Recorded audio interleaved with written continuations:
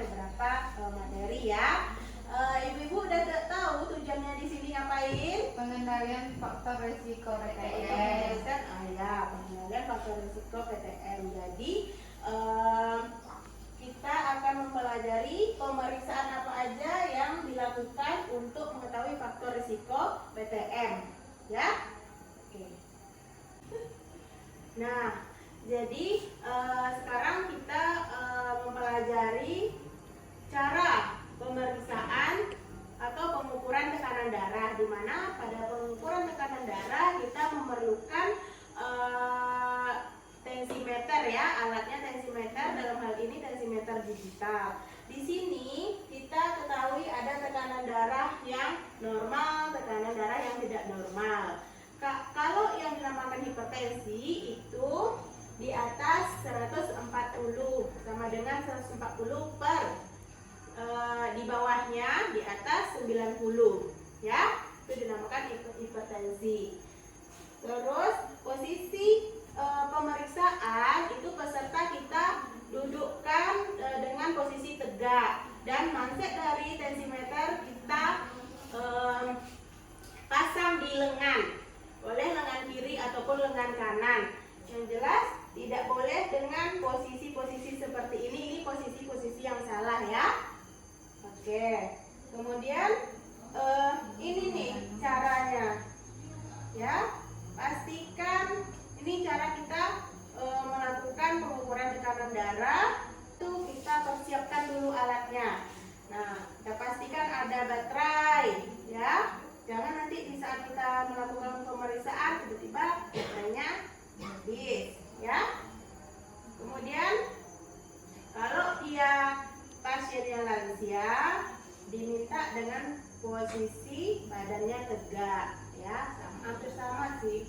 Kemudian kan kalau lansia kan rata-rata dia membungkuk ya. Nah, kalau duduk membungkuk. Oke, kemudian dari sini Bu ada pertanyaan?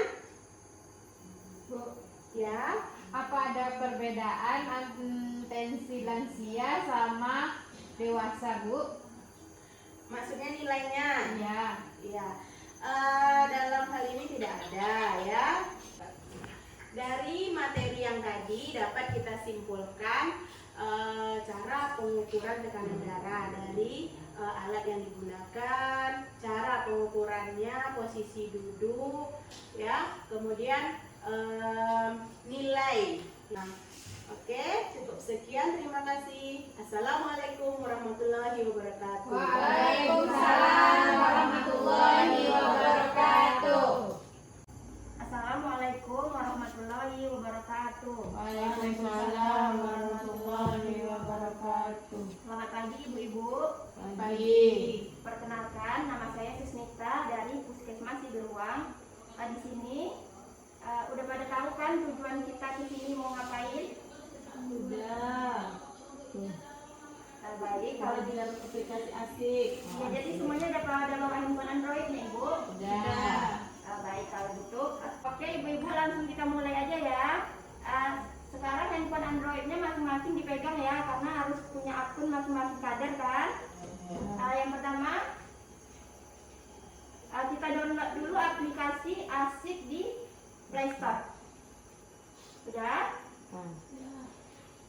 Kemudian tahapan berikutnya, kita daftarkan nomor handphone kita masing-masing supaya masing-masing kader punya akun di aplikasinya, oke? Ya. Kemudian setelah selesai login dengan akun masing-masing, baru kita lakukan pengentrian. Nanti di sini bisa dilihat yang kita gunakan untuk login yaitu nomor NIK peserta posyandu, oke?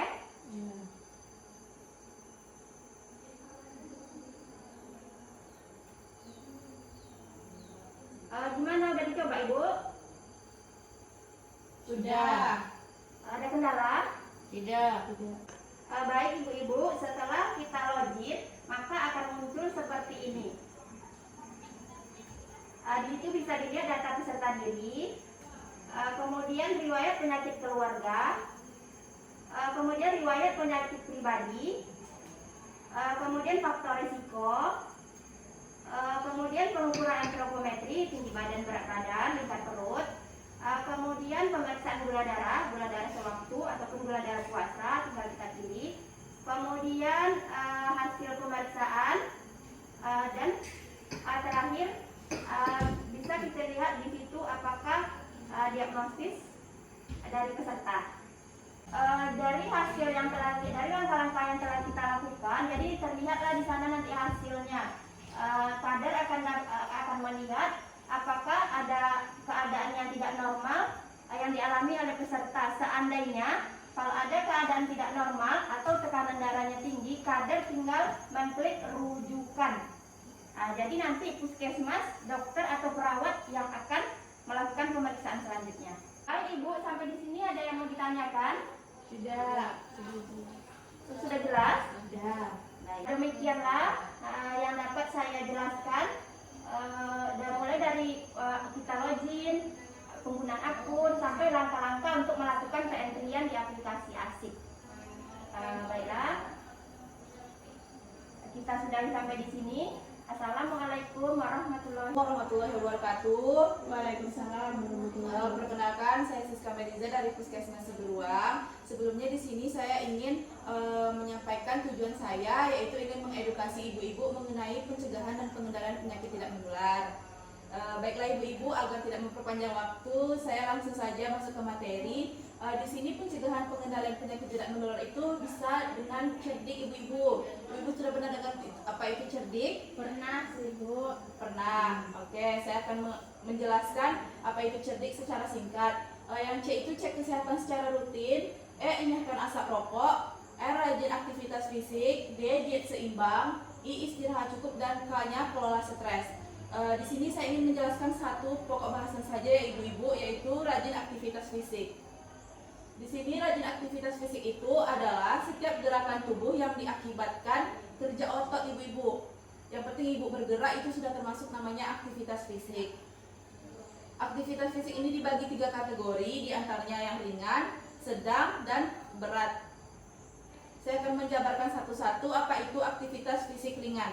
Aktivitas fisik ringan itu hanya memerlukan sedikit tenaga dan biasanya tidak menyebabkan perubahan dalam pernapasan. Contohnya ibu-ibu di sini seperti berjalan santai, terus seperti duduk bekerja dengan komputer, selanjutnya berdiri melakukan pekerjaan rumah tangga, selanjutnya bermain, membuat prakarya, dan melakukan peregangan seperti pemanasan. Yang kedua itu aktivitas fisik sedang. Aktivitas fisik sedang ini melakukan fisik dengan tubuh sedikit berkeringat dan mengalami denyut jantung yang lebih cepat, tetapi masih bisa berbicara. Contohnya berjalan cepat, memindahkan perabotan ringan, kemudian bermain dan